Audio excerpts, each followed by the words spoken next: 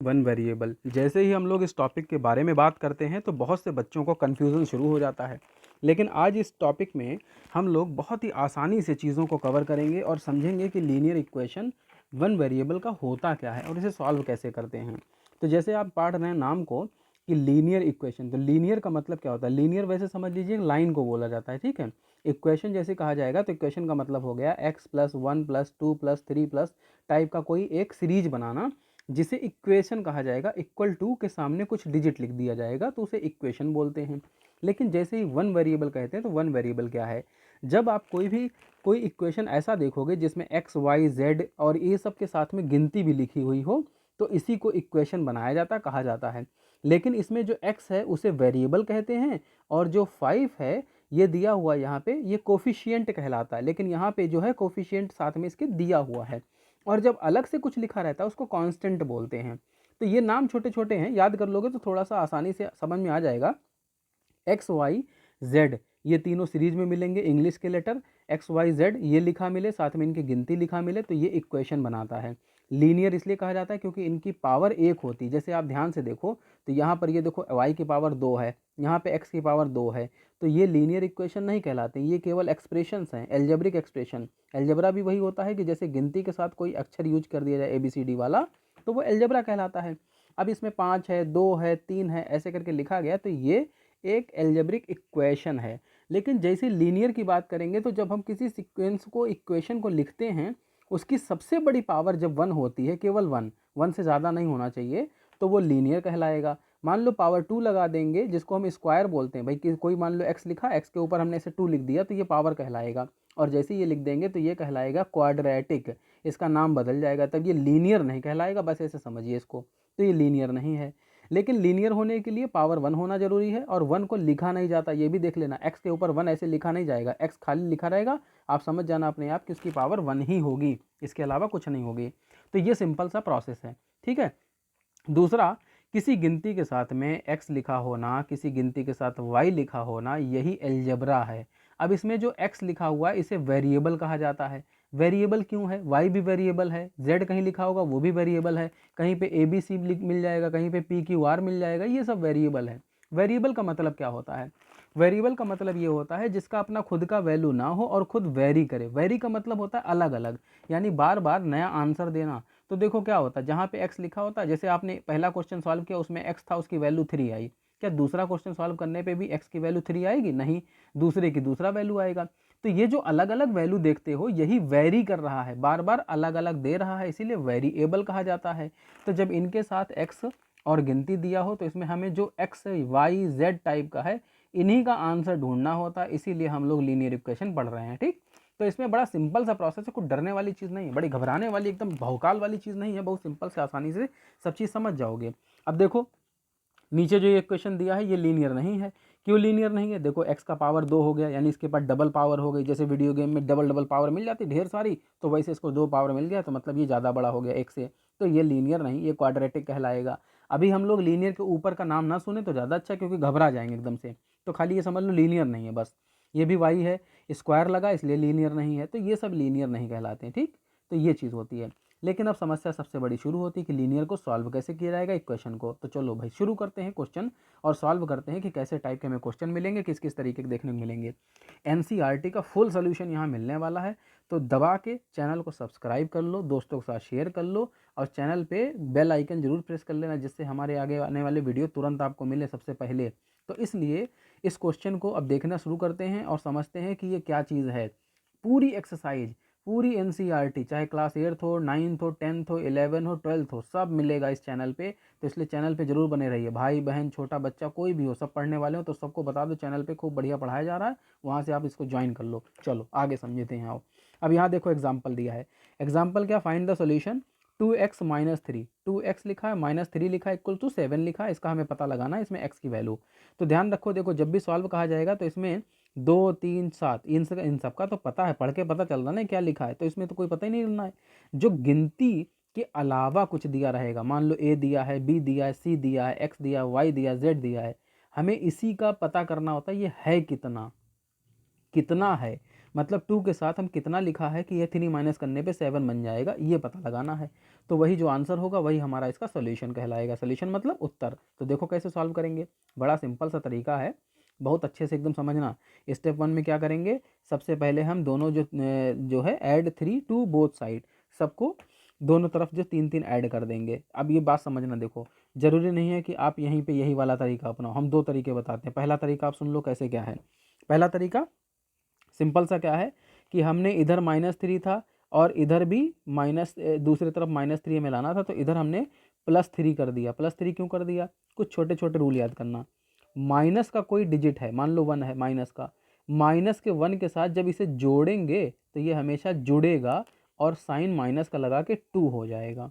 जब माइनस के साथ प्लस का कोई डिजिट, मान लो माइनस का 1 है, माइनस का 2 प्लस का 2 है, इस तरीके से, या माइनस का 1 है, माइनस प्लस का 1 है, इन दोनों को जोड़ेंगे तो ये कट के 0 हो जाएगा।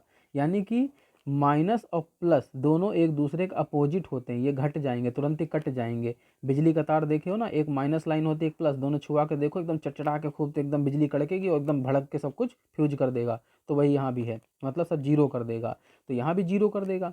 इसीलिए सिंपल सा तरीका क्या करेंगे, इधर भी 3 ऐड कर देंगे, इधर भी 3 ऐड कर देंगे। जब दोनों तरफ 3 ऐड करेंगे तो देखो ये क्या होगा, 3 से 3 कट जाएगा, काहे, एक ये माइनस का है, ये प्लस का है। तो अभी बताया ना, माइनस और प्लस को जब एक साथ लिखा जाएगा तो वो 0 कर देगा।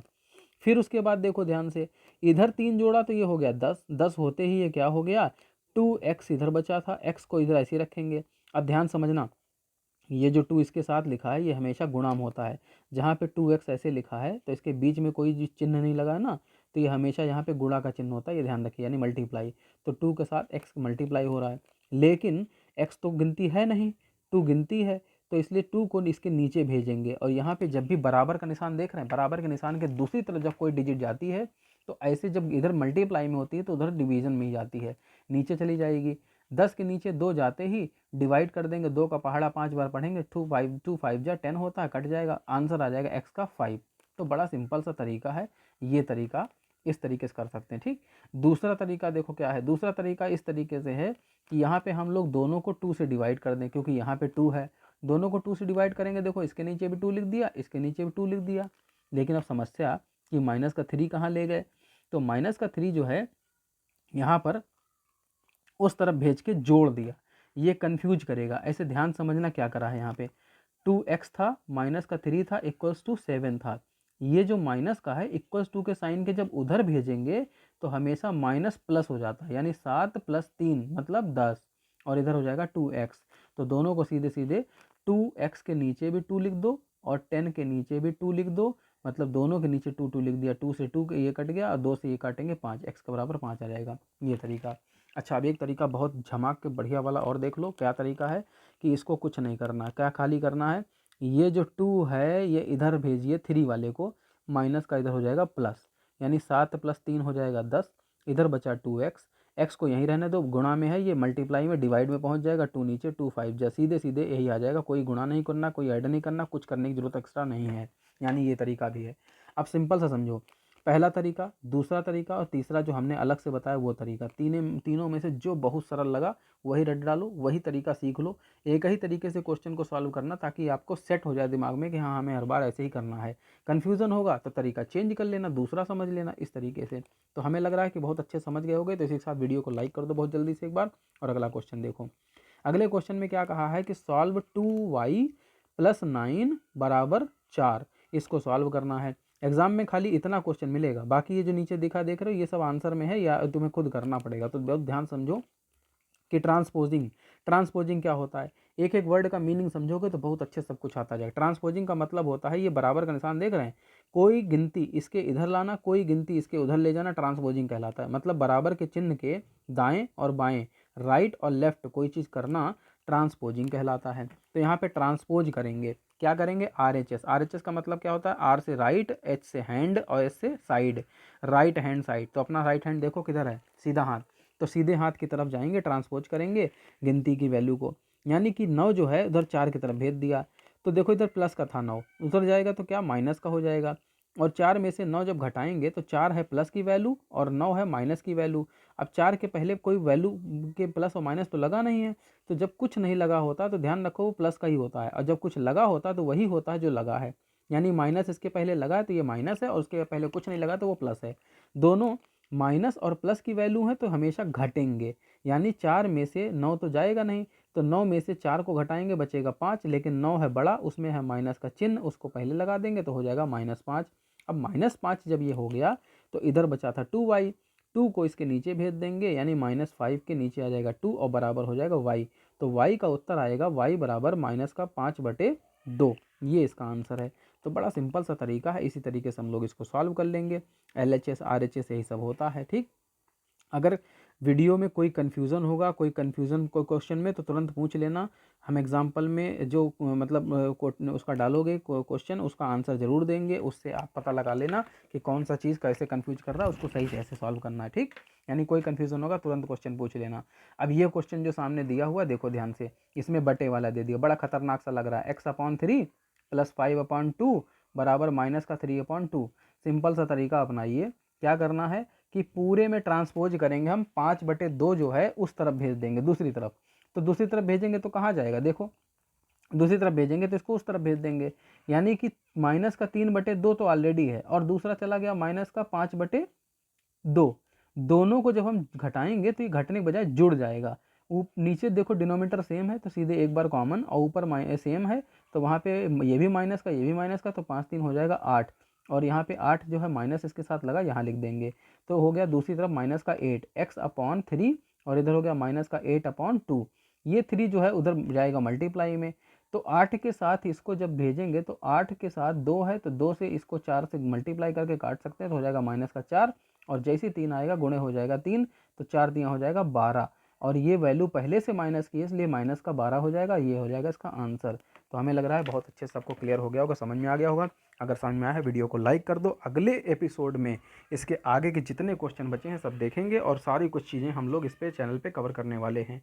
तो बने रहिए इस चैनल के साथ में, और अगले वीडियो के साथ फिर मिलेंगे नए वीडियो में। तब तक के लिए मुस्कुराइए, खुश रहिए और चैनल को देखते रहिए।